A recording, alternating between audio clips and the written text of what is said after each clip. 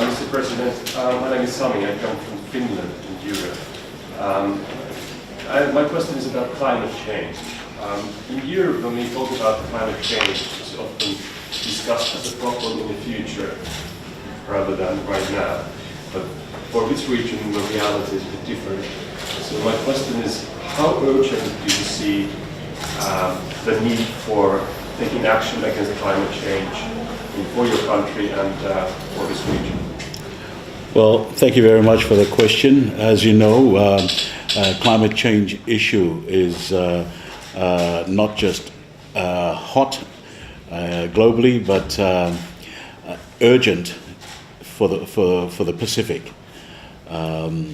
Climate change is already here, and it's not certainly not coming in the future. It's already here, and we're working extremely hard, Pacific Island, especially the small island states, to counter or to advocate to the world that something has to be done right away. If I could ask the President a question too, please. TVNZ is reporting today that the Samoan Prime Minister wrote to you late last week asking you to allow the Chinese delegation to use their diplomatic passports. Will you allow them to do that? Well, I think there was some misunderstanding regarding the delegation. Remember, this is the Pacific Islands Forum. We are a family, although we have different diplomatic relations with people in the world. It so happened that Nauru has no diplomatic relations with China, and we have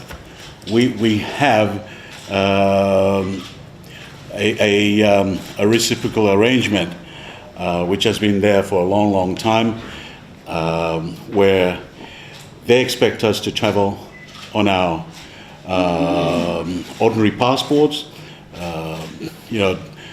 Ministers attending even multilateral meetings in China aren't issued visas, but are expected to travel on ordinary passports. So the reciprocal arrangement is that they too, when they travel here, they travel on ordinary passport, and that's quite normal. They too know that. Yes, we've allowed them to come, and we just issue them a visa. In their personal passports? We issue them a visa, and then they come in. Yes. Thank you. Nick, the SIS previously has talked a lot about the Green Climate Fund and climate financing. Nauru obtained funding last year for its port infrastructure. That's right. Talk about the importance of that, but also the recent setback within the GCF, the resignation of Mr. Bamsey, the Trump administration pulling out money, the fact that they didn't hand out any money in the latest round. Is the SIS Islands concerned about the crisis within the GCF? Well, of course, anything to do with climate change, and especially the Green Climate Fund is a concern of the Pacific, and we talked a bit about that, and we just hope that more countries will come in.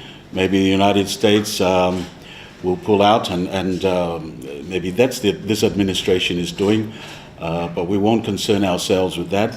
There's enough support there to support the programs that we plan to have in the region, with small island states. Yes. I'm Anna from Kyoto News, Japan. I was wondering, regarding the Retail Plus agreement, a lot has been said about the move to include environment and climate change as part of the security definition of regional security. I was wondering if anything could also be said about the geopolitical climate of the Pacific at the moment. Is it a coincidence that such an agreement is being discussed quite significantly at a time when geopolitical focus on the Pacific is possibly higher now than ever? We haven't yet started discussing No, that. we haven't had the discussions already. Sorry? You're right. We haven't started that discussion yet. So it'll be wrong on my part to comment at this stage. It's this week. Gia Garrett from Radio New Zealand. How high on the agenda do you expect humanitarian issues to be at this forum? Of course, it's always been high on the agenda of the Pacific people. We value life, and and we respect each other, and we help each other out, and that's what SIS is all about. We support each other, and we make sure that we are solid. Thank you. Sorry, I should have said earlier, Ben Hackam from the Australian newspaper. Just wondering, will you reconsider Jacinda Ardern's offer to take 150 asylum seekers directly to New Zealand? And if I could ask a second question, if in the future all the refugees do get resettled, would you offer Nauru as a sort of standing deterrent for people smuggling in the Pacific? Well, to answer the first, New Zealand offer, that's between Australia and New Zealand. We have no involvement in that, except that we provide support to the Australian government. For the future, I can't really say, but we know that Nauru, we are a Christian nation, and we've always opened our arms and welcome others to our shores. Even though we have limited resources, we're happy to share. Thank you. Yvette McCullough, News Talk ZB. With Jacinda Ardern's offer, is that something you would consider discussing with the Australian government, trying to sway their mind? Well, as you know, New Zealand and Australia, they have an understanding. They have also a border arrangement that only they can discuss and come to an agreement on this. Yes. Okay, Mr. President, what did the SIS leaders discuss about non-communicable disease and the effect it had on the region and building a strong facility? Yes, non-communicable disease is still a big threat in the Pacific. Especially with small island states, we don't have much resource, but we're working hard to our best of our ability, working together, and hopefully the Forum Secretariat and others, SPC and It's others. on the leaders' agenda. Yes, and that will be more addressed in the leaders' agenda. Richard. Nick, please. And a question about the ACP meeting this afternoon. The negotiations for post-Cotonou begin. The SIS states worry that the Europeans will do what they did last time, which is try and divide and rule within the Pacific and drag out the negotiations, that potentially this could once again damage regional relations by the fact that Europeans can't come with a coherent negotiating position? Yes, that was obvious in the discussion this afternoon. There's some frustration, and some even say that the Europeans keep moving the goalpost, so to speak. I'll allow the President to say something about that, President FSM. I was happy, and then you have to point at me, okay? It's not just on the moving goalposts. It's an issue that the Pacific Islands, small island countries that have become dependent on their partners to support them economically, financially, and technical assistance, so to speak. Every so often we found that the post that was there last night, and we're kicking our ball to it, has been moved overnight. And we find ourselves restarting the engine again. And that has been very painful for us, because we don't have the luxury of resources to address moving goalposts. Is there Yes, a danger that the countries that want interim economic partnership agreements won't be able to in the next couple of years?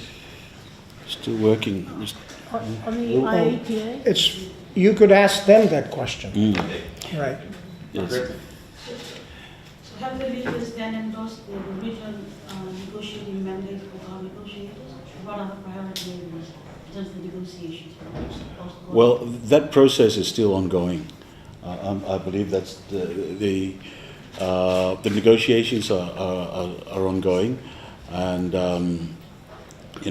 I can't say exactly, where we are at the moment. Priority areas were decided upon? Yes. And you've concluded that, but as we go through the process, if there's other issues that we want to raise, other countries want to bring in? Yes. The priorities are being sorted out, and but we're allowing other countries to bring in their own priorities. If I can Yes. just assist the President on that. Today's discussion, Tonga raised issues that they wanted to include, and I think there was a concern that there's a fixed set of priorities. But there is flexibility. If there are issues, particularly around private sector and sustainable development issues for small to medium enterprises, etc., then looking for an opportunity to include those. Those who are going to negotiate, the principal negotiators will be Samoa and Papua New Guinea, and then for the different pillars, the countries have been listed who will do what. If you want a document on that, we'll make sure you get that so you get accurate names of who's going to be doing, who are the backstops. But at ministerial level, it will be Samoa, Papua New Guinea who will lead these negotiations. But we will have our ambassadors in Brussels, and the Secretariat will have a presence there to support any of our member states that don't have ambassadorial presence there, so that it's not negotiating on their behalf, but making sure that their views are reflected so that the ambassadors take it into those negotiations and the ministers carry it forward.